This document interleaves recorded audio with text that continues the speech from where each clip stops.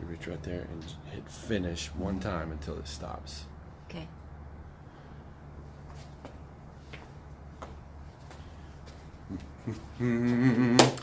Yo family, Dr. Hooten here, coming at you from Hooten Family Healing Center in Dallas, Texas. Excited. It is Heart Health Month around here, so we are all about keeping your heart healthy.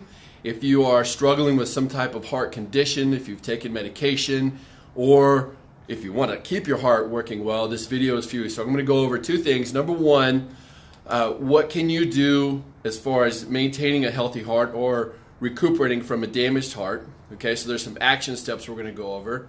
And then number two, I'm going to go over what type of testing that I've seen over the years that I'm really comfortable with, that I've seen work in my family. There are other testing out there. I'm going to go over a couple of tests, though, that we have seen very, very effective. Okay, so what can you do to help your heart? Well, there's a little bit of a twist here. If you've taken a statin drug or a cholesterol-lowering drug, you have to stop that immediately. I don't care what type of law I might be breaking by telling you to stop that. Those things are garbage. You're not going to die. All they're doing is increasing your risk of death from God knows what, because cholesterol is a vital part of your heart. It's a vital part of your brain, all of your cells, especially your hormones. Your body needs cholesterol at all times of the day for a couple of gajillion different interactions. So if you're taking a cholesterol drug, or if you have ever taken a drug, that necessitates taking a specific supplement called CoQ10. So get you an organic, well-sourced CoQ10. We have that in the office. Now, if you haven't taken a statin drug, or if you haven't taken a statin drug, here's the rest of your list. And I would start with primarily getting adjusted. All right, take care of your spine. Your brain is telling your body what to do, including your blood pressure, including how your body processes cholesterol, your heart rate, all that. It's keeping everything in tune, in cycle. So if your brain can't get through your neck and through your spine out to your heart, you're asking for trouble. The way that I like to describe this is that your brain and nerves are the power cord towards your heart. So if your spine is kinked, or what we call subluxated, now your power is getting choked out to your heart, and that is a recipe for a heart attack. Even if your numbers are great, if you've ever known anybody that checked out just fine, their blood pressure was fine, their cholesterol was fine, all these numbers, blah, blah, blah, were fine, but they dropped dead of a heart attack anyway, it's because their brain and their heart weren't communicating. So make sure your spine is working. I take care of mine on a daily basis, so should you. If you don't have your spine under care, obviously you know where to come, just come see us.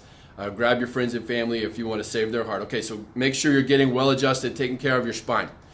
Number two, make sure you're getting plenty of minerals. Now, I like trace minerals from the ocean.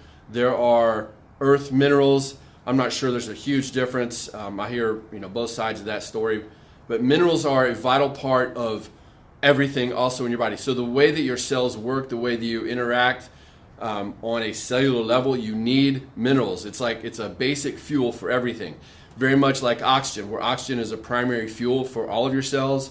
You need minerals for up to 10 million interactions on a second-by-second basis. So minerals are very important. If you're running low on, there's something like 96 minerals. So if you're running low on a few of them, like magnesium or calcium or something like this, now your muscles can't work right, and your heart's a muscle. So I would suggest you get on a very healthy, clean mineral supplement. We carry some in the office. They're very inexpensive. You can get them online. You can find them at any health food store. Okay, minerals, very, very easy. Something that has helped, I don't know how many thousands of people around here.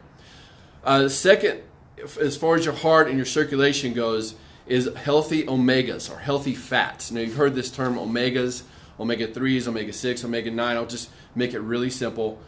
There are healthy fats and there are bad fats. So bad fat is unfortunately a fried fast food. Even from our Christian fast food friends across the parking lot, they're the ones that start with a chick, ends in filet. They fry their food in bad fats, and that will plaster your cholesterol through your arteries. So remove the bad fats and add in good fats or healthy omegas. Now, a really easy way to do that is eat an avocado or 2 or 3 a day. I think that's one of the most amazing foods on the planet. It has a really good ratio of all the omegas, and it has vitamin E in it, which is another thing you could supplement to help your circulation in your arteries. There are studies out there suggesting that vitamin E, your body will use vitamin E to even dissolve plaque that's built up. So there's another thing you can take. But healthy omegas. Now, as far as the omegas go, there's two types really. We have in the office we have both types. We have the optimal ratio omega, which is a good ratio of the omega-6 and omega-3. You don't have to remember those numbers.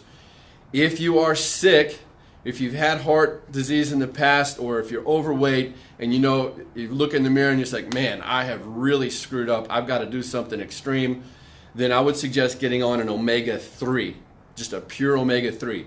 And the best source I've seen of that is from cod liver oil. We've got a couple of those in the office. My group, we also make an omega-3, so you got in a capsule form, so you've got several options there. If you know you're in trouble, you just got to douse your body with the omega-3s. Those are the ones that typically have high anti-inflammatory properties. Okay, so you got minerals, you got healthy fats, healthy omegas, you got vitamin E, that's a good one.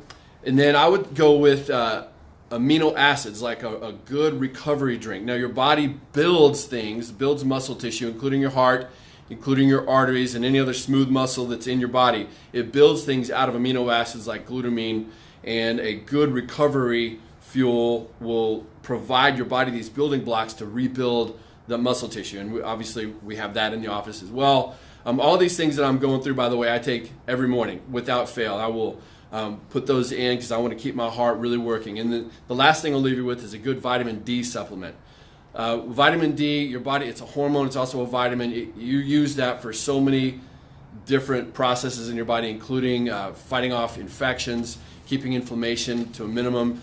We've had people coming in with any type of inflammatory condition, whether it be high blood pressure or things like arthritis. They start getting adjusted, and then they put in some vitamin D, and all of a sudden they notice their joints are swelling a little bit less. So those are just some basic fuels for your body, and we've got that list for you up front if you come into the office.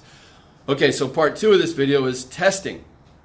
There's 2 tests that I like that I've seen. Like I said, there are others that may be good, but what I don't like are the traditional tests that you go and get at the doctor's office. Things like cholesterol. That is a junk test. That number means absolutely nothing. Do not put any credence on it. All the research says you have heart attacks and strokes at the same rate if your cholesterol is low. Even if the highs are highs and the lows are lows and your ratios are really good and all that VLDL and LDL and HDL and all that stuff, even if all that is perfect, you are at the same risk of having a heart attack and stroke as if you had high numbers. Okay, and that research is out there everywhere. The first instance I saw was in 2004. I just made a video about this yesterday if you want to go watch it. Dump the junk testing and let's go with more of a functional heart testing. And here's the 2 that I like. The number 1 is called a coronary artery calcification score. Now this will help if you have a pre-test and a post-test, a year later or 2 years later, because you're going to get a score. And what this score will tell you is if you're planting calcium and plaque in the arteries around your heart, where the most vital arteries to your heart itself are wrapped around your heart. They're supplying your heart muscle with blood. If you're building up calcium and plaque there, we need to know that. And you want that as low as possible, preferably 0. You don't want any of that. If you are 10 or below, you're in a pretty safe zone, although I would say don't slack off and eat a bunch of sugar or any other kind of bad fat or anything. Keep adjusted because that helps all this flow right. It helps your body process minerals right, and go for a 0. So you can find a coronary artery calcification score at most imaging centers. Hopefully your cardiologist has that access. So there's a place here in North Texas called ViaScan that we really like. My family's used that. We've got a lot of families that have done that here before. The other test is a blood test, and I really like this one. This is easy, and we can provide you with a blood test order form here at the office. And this is called CRP. That stands for C-reactive protein. The reason I like this is that you can't really hide from it. If you're misbehaving, but you're over here telling yourself that, hey, I'm doing pretty good, or you're telling us that you're doing pretty good, or you're telling your husband or wife, I'm eating pretty good, but you're misbehaving secretly, this test is going to find you. It's an inflammation test. If your body is fighting off bad lifestyle stuff, this CRP score is going to be above 3. And you want to keep that below 3, preferably 1 or 2. So CRP is a good test to see if your arteries are inflamed, if your cells are inflamed, if you're creating this inflammation everywhere, arthritic conditions, and that kind of thing. And then again, a before and after test would be really good. So doing a CRP test once a year or once every 2 years would be a good idea. And these are very easy, and you don't have to go to the cardiologist for it. Now, like I said, there's others, but if you get those two in order, then that really gives you a good snapshot of what you can be doing to prevent, heart attack, stroke, and pretty much all disease, really, even including Alzheimer's and dementia and that type of thing. That's what really gets me going.